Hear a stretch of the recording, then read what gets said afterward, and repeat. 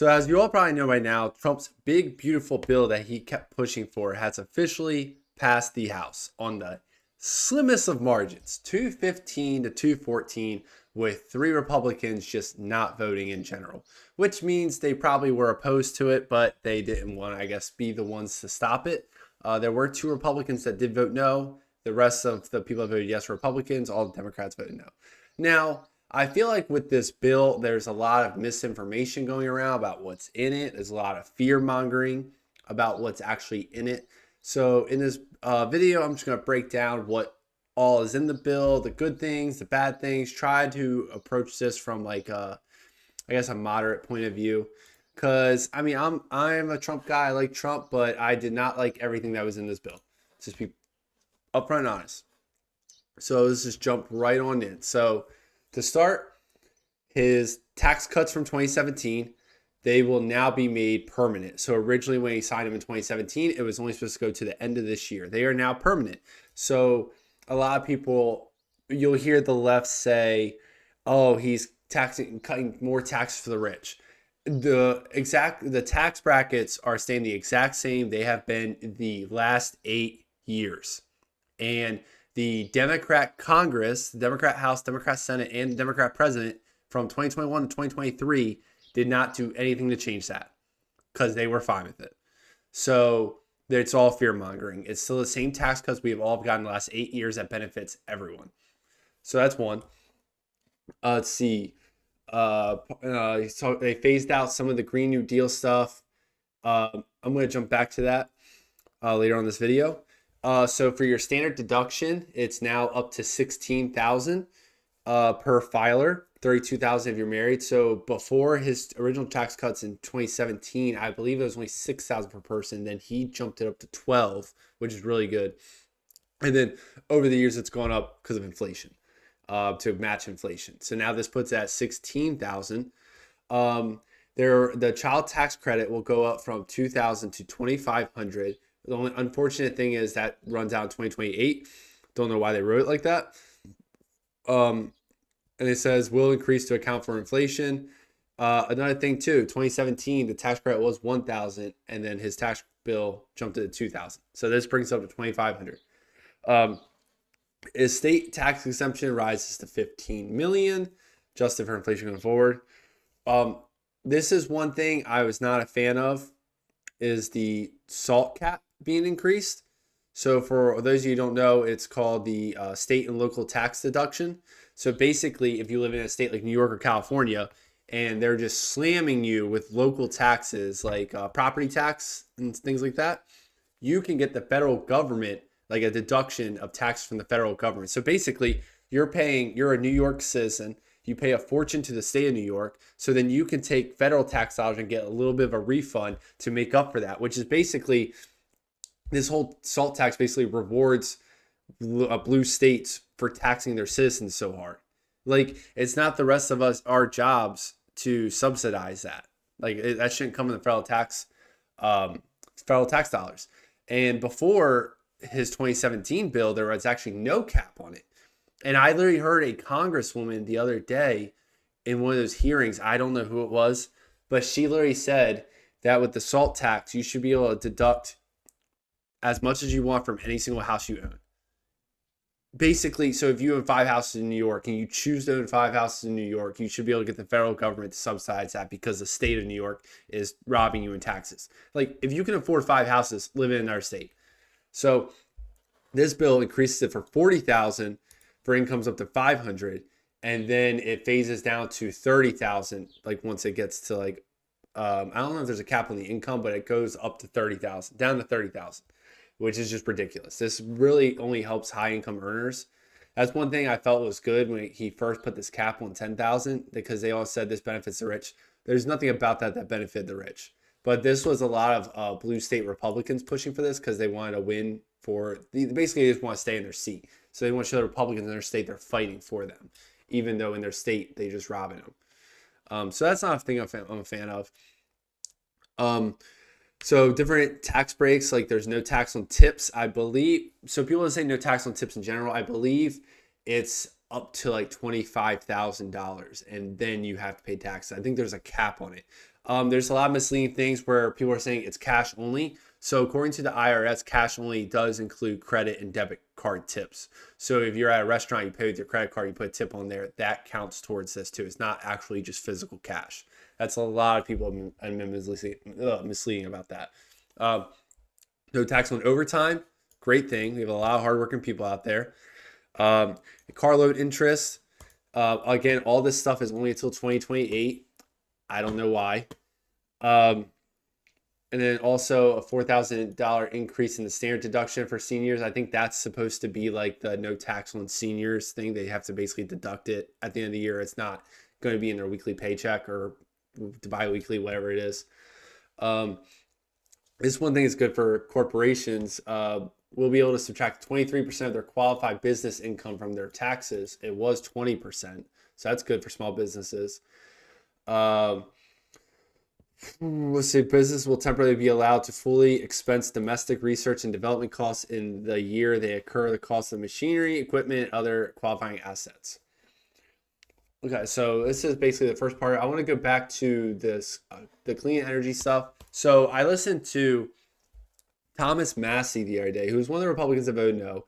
He's getting a lot of hate for it, but I think he's one of the better Republicans. He's really big on government spending. He votes no on most things, but he made a good point here where the Republicans say they're phasing out all the Green New Deal stuff. It's not true. So what they did was they made it to where normal citizens can't, like, say, subsidize solar panels. Okay, so that the government's not funding that anymore. Corporations can still subsidize solar panels or get subsidies for solar panels, however you want to word it. They can get federal dollars for having solar panels. Individuals can't, but companies can. That's wrong.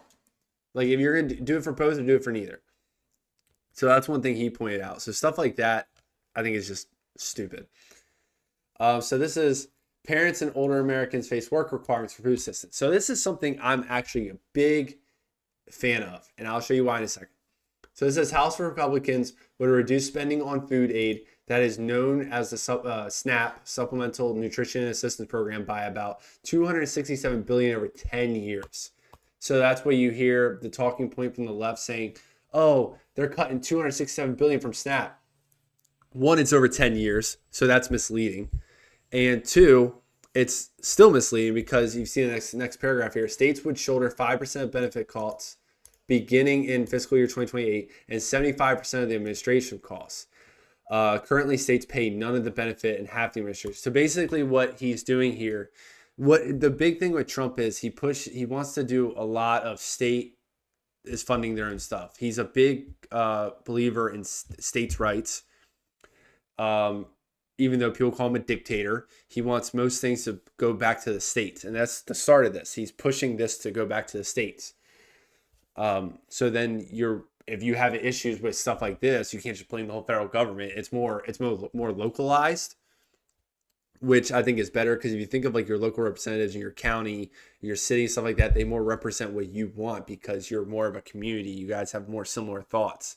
That's better than the whole federal government being in charge of something when we're all so diverse and different in our thought processes throughout the whole place. So I think that's a good thing. Republicans also are expanding the work requirements to receive food aid. Under current law, able-bodied adults without dependents must fulfill work requirements until they are 54. And that would change under the bill to age 64. So I think the retirement age is 65. So I personally have no issue with that. So that'll help a lot. Some parents are currently exempt from work requirements until their children are 18. That would change. So only those caring for a dependent child under the age of 7 are exempt. You know, people say that's cruel and whatever, but in reality, if you have like one kid and they're 17 years old and you're saying you can't work, so you need to watch that kid's 17. They can watch themselves. My mom raised me and my brother for the most part by herself, working 2 jobs. Never relied on any of this stuff. And we turned out great. So this is also work requirements for Medicaid. Focal point of the package is nearly $700 billion in reduced spending in the Medicaid program. To be eligible for Medicaid, there would be a new community engagement requirements of at least 80 hours per month of work, education, or service for able-bodied adults without dependents. The new requirements would begin December 31st, 2026. So people still have a year and a half before this would kick in. And then you have to basically verify yourself with Medicaid twice a year rather than once, which is good too, because a lot of things can change in a year. Republicans are looking to generate savings with new work requirements, but Democrats warn that the Americans will lose coverage. So this is a big thing right here. Let me show you this. So I asked ChatGPT, how many able-bodied work-age people are on Medicaid? So as of recent data, 13.9 million able-bodied adults without dependents are enrolled in Medicaid. And this represents a group of 37.2 million aged 18 to 64.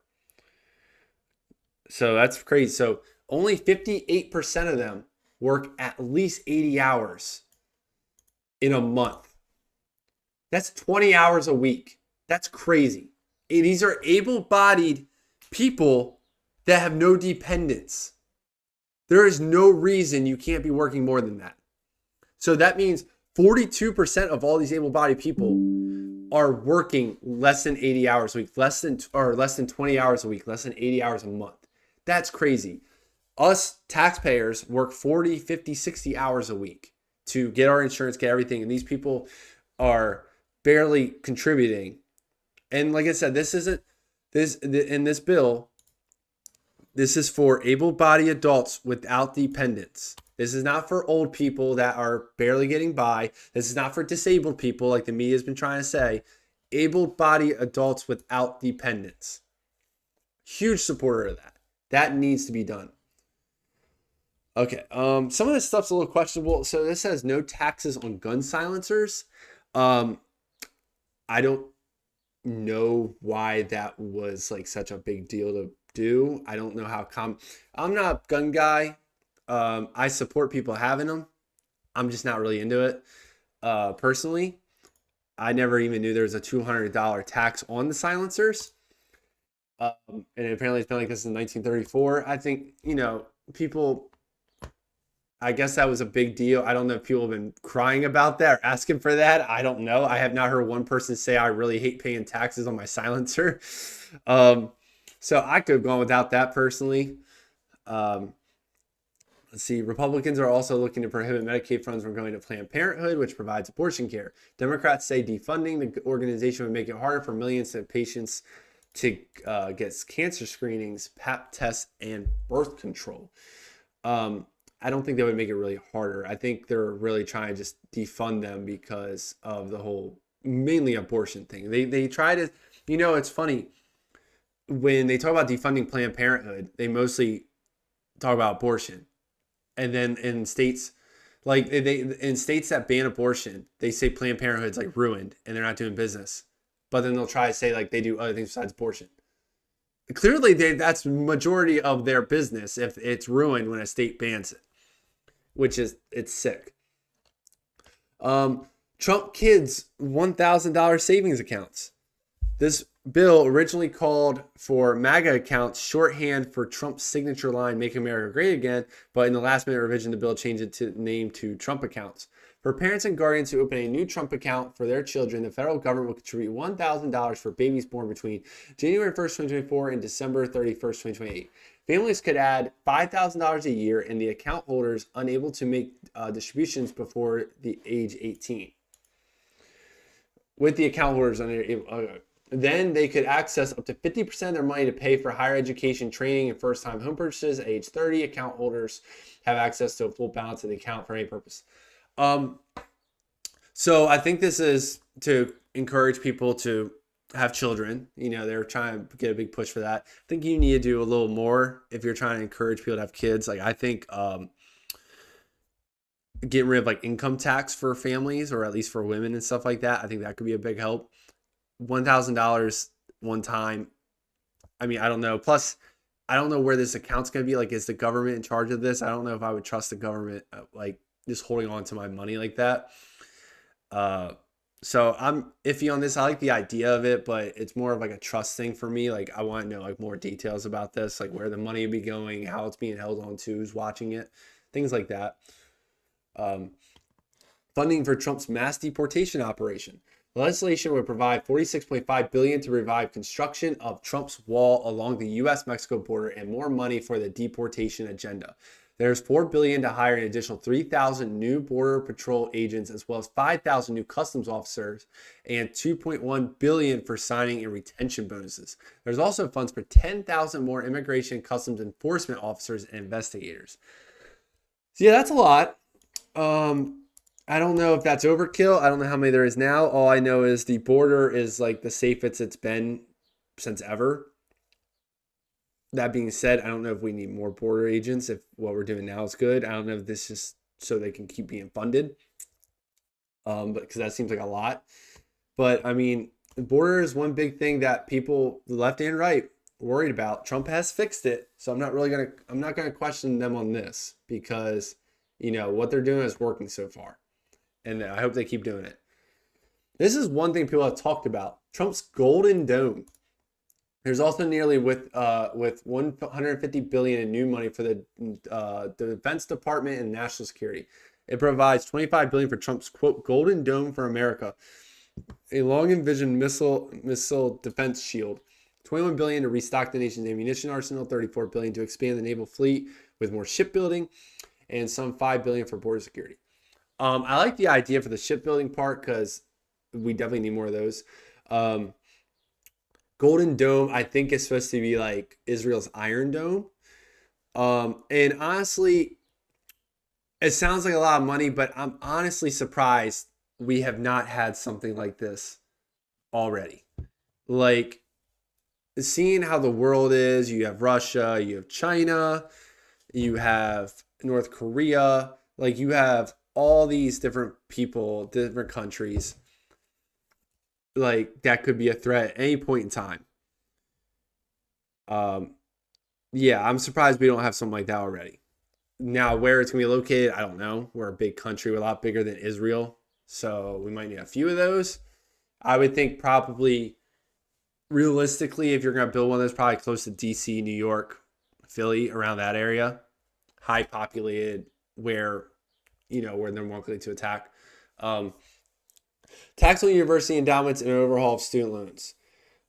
This is kind of vague, but it's basically saying they're revamping the student loan program, providing $330 billion budget cuts and savings. The proposal will replace all existing student loan repayment plans with just two: a standard option with monthly payments spread out over 10 to 25 years, and a repayment assistance plan that is generally less generous than those it would replace. So basically, I guess it's replacing Biden's student loan repayment plan. Personally, I have student loans. I don't use Biden's repayment plan. I just pay them myself the way it is right now. And I've been doing that for years, so I don't really know about this. And it says there will be a tax increase for some university endowments. I'm not 100% sure the details on that either. I don't really know much about that. But more drilling, mining on public lands. To generate revenue, one section will allow increased leasing of public lands for drilling, mining, and logging, while clearing the path for more development by speeding up government approvals. Royalty rates paid by companies to extract oil, gas, and coal would be cut, reversing Biden's attempts to curb fossil fuels. So this would help create more oil, which would bring oil prices down, which would help everything, because the world, the prices and everything revolve around the price of oil. Sad, but it's true. So that would be helpful. Now, let's see what people are saying about this. So this is Money Talks News. Beautiful bill breakdown: who gets help, who gets hit. So they say taxpayers and businesses benefit. Border security and immigration, military and national security, newborns with Trump savings accounts. Who could lose? Food assistance recipients, Medicaid enrollees, student loan borrowers and higher education, environmental protection efforts. So then you got the mixed people here: gun policy and reproductive access, health access. So yeah, I guess it all depends on where you align with your views on what you think is important. One thing that the people on the right aren't talking about enough when it comes to this, and it's a big thing where Trump kind of mentioned a lot, and now he's kind of ignoring it, is adds to the debt, adds to the deficit. It's because in general, as a country, we are still spending too much money for what we're bringing in. Now, the left always tries to say we can just tax our way out of it, but you can only tax so many people in every way, shape, and form. Like it just becomes impractical at a certain point. Like how many taxes do we need to pay? Like the answer is to cut government spending, which I know Trump is starting to do. What a lot of people didn't talk about is the first quarter of this year, federal government spending went down by 5%, which doesn't sound like a lot, but if you're thinking about how much we spend a year, that's significant.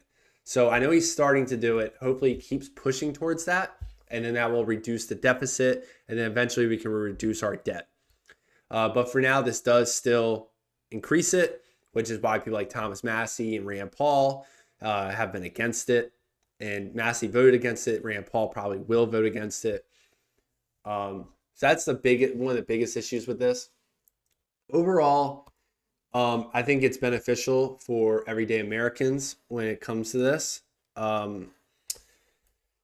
Is really, I mean, in reality, the tax cuts people are crying about, they're staying the same. And if you saw like the Medicaid, they're cutting funding because they expect more people to be working, and then they won't be as reliant on Medicaid. They'll also be paying more into taxes, and like there's different things that people aren't factoring in that could offset all this. But I do overall think, yesterday I came out of the video talking about Thomas Massie being against this, and I was kind of iffy on it. The more I've been reading about it the past 24 hours, I do think it is more beneficial than it's not. I still wish a few of those things in there, like the more of the Green New Deal stuff was out of it. I wish the salt cap didn't change. There's definitely things I don't like about it, but I think it's still overall more beneficial than it's not. Let me know what you guys think in the comments down below about this video and about the bill in general. It's basically been the whole news today, this bill. So let me know what you guys think. Thank you for watching.